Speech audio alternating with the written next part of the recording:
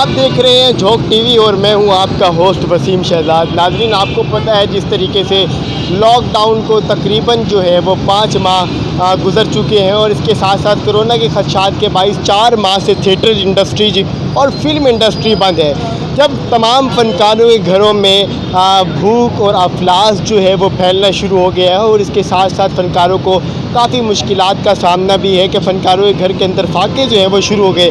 ये बात सिर्फ जूनियर पर नहीं बल्कि जो सीनियर फ़नकार हैं मुल्तान के, वो भी इस परेशानी का सामना कर रहे हैं। मुल्तान समेत पूरे पाकिस्तान के जितने भी बड़े नाम हैं, अब तमाम लोगों को परेशानी का सामना जो है वो शुरू हो चुका है क्योंकि थिएटर्स को बंद हुए अब तकरीबन 5 माह मुकम्मल हो गए हैं और फ़नकारों को काफ़ी मुश्किलात का सामना है। वहीं पर एक फ़नकार ऐसे भी हैं मुल्तान में जो चौक कुम्हारा वाला पर रोज़ाना के बुनियाद पे हफ़्ते में 2-3 दिन के लिए अपनी जेब खर्ची से कुछ रकम जो है निकालने के बाद शहरियों को यहाँ पर खाना खिलाते हैं। हम उन फ़नकार की तरफ भी चलेंगे और उनसे जाकर जानेंगे कि वो इस हवाले से क्या कहते हैं। अगर कैमरामैन आपको दिखा सके तो यहाँ पर काफ़ी बड़ी तादाद के अंदर लोग जो हैं वो मौजूद हैं जो इस लंगर से फैज़याब हो रहे हैं। कैमरामैन की तरफ चलते हैं और जानते हैं कि वो इस हवाले से क्या कहेंगे। रिजवान कलंदरी मुल्तान का बहुत बड़ा नाम जाना जाता है शोबिस के हवाले से। इनकी तरफ चलते हैं और इनसे जानते हैं कि इनका इस हवाले से क्या कहना होगा। रिजवान भाई आगे आ जाए। ये जो आपको स्क्रीन पर नंबर नज़र आ रहा है ये पैंतनी अवामी दस्तरखान का नंबर है।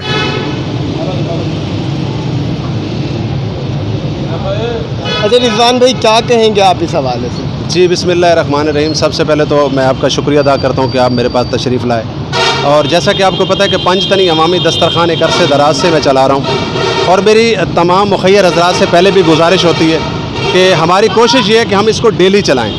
लेकिन बस ऐसा है कि इत्तफ़ाक़ ऐसा है कि जितना मुझसे हो पा रहा है इस वक्त मैं कर रहा हूँ।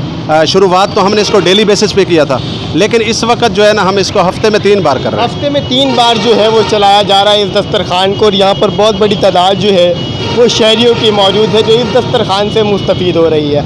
लॉकडाउन के बाइस बहुत से लोग बेरोज़गार हो गए थे और जब इन लोगों का रोज़ी रोटी का मसला हुआ तो बहुत से मुखय्यर हज़रात सामने भी आए, बहुत से मुखय्यर हज़रात ने इन लोगों की मदद भी की। लेकिन इनके अंदर मुल्तान के आर्टिस्टों की बात करते हैं तो इनमें रिजवान कलंदरी भी शामिल है जो यहाँ पर मौजूद शहरियों को मुफ्त खाना जो है वो फ़राहम कर रहे हैं। दिन में तकरीबन 2 बार ये खाना पहले फ़राहम किया जाता था, अब ये हफ़्ते में तकरीबन 3 दिन के लिए जो है ये दस्तरखान यहाँ पर लगाया जाता है जिसको पंजतनी अवामी दस्तरखान जो है वो कहा जाता है। और यहाँ पर बड़ी तादाद शहरियों की मौजूद है। रिजवान भाई आप थोड़ा आगे आ जाए।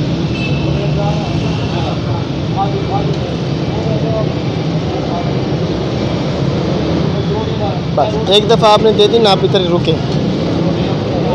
अरे रिजवान भाई, फर्दर क्या प्लान है? क्या ये आपकी सिर्फ जमा पूंजी से काम हो रहा है या इसके अलावा आप लोगों से मुखय्यर हज़रात से मदद ले रहे हैं? मेरी गुजारिश तो होती रहती है। पहले वसीम भाई मैं अक्सर मुखय्यर हज़रात से ये गुजारिश करता रहा हूँ, लेकिन आज तक किसी मुखय्यर हज़रात ने हमारी तरफ नहीं देखा। जैसे कोरोना वायरस आई है या लॉकडाउन का सिलसिला हुआ है या जो भी हालात आए हैं तो हमने अपनी मदद आपके तहत इसको चलाया है और अपनी मदद आपके तहत इसको चला रहे हैं। लेकिन जब तक मेरी आखिरी सांस तक बाकी है तो इंशाअल्लाह ताला ये पैंतनी अवामी दस्तरखान ऐसे ही चलता रहेगा। लेकिन लोगों के घरों में फाके शुरू हो चुके हैं। जूनियर फ़नकारों के साथ साथ सीनियर फ़नकार जो हैं वो भी परेशानी का शिकार है, रोज़गार बंद हो चुके हैं। लेकिन आप ऐसी सूरत हाल में रोज़गार चला रहे हैं लोगों का, आप लोगों को खाना खिला रहे हैं।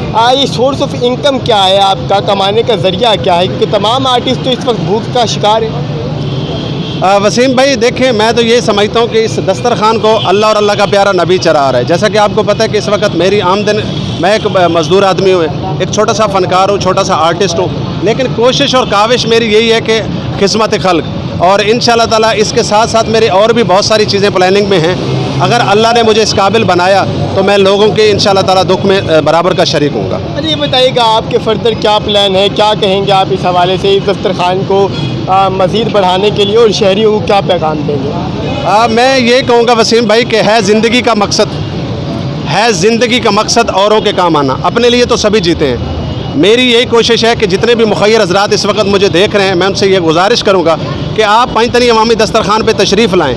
हमारी कोई डिमांड पैसों की नहीं है। हम ये कहते हैं कि यहाँ पर आप आकर लंगर दें ताकि हम ज़्यादा से ज़्यादा लोगों को लंगर खिला सकें।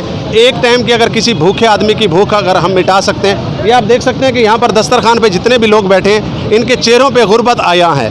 ये वो गरीब लोग हैं जो सुबह निकलते हैं अपनी रोज़ी के सिलसिले से और रोज़ी करने के लिए, लेकिन रोज़ी नहीं मिलती और उसके बावजूद चलो दस्तरखान पे एक टाइम का खाना तो इनको मिलता है। कि दस्तरखान पे एक टाइम का चलो खाना तो मिल जाता है, ये कहना है यहाँ पर मुल्तान के मारूफ और आतिश रिजवान कलंदरी का। और इनका इस हवाले से ये भी कहना है कि बहुत सारे लोग जो है इस लॉकडाउन की वजह से बेरोज़गार हुए और इन्होंने इस बेरोज़गार लोगों को राशन का जो है वो भी इंतज़ाम किया। और इसके साथ साथ चौक कुमारा वाला पर हफ्ते में तकरीबन 3 दिन जो है वो यहाँ पर पंजतनी अवामी दस्तरखान का जो है वो अहतमाम करते हैं, जिससे हज़ारों की तादाद और सैकड़ों की तादाद में लोग यहाँ से खाना खाते हैं।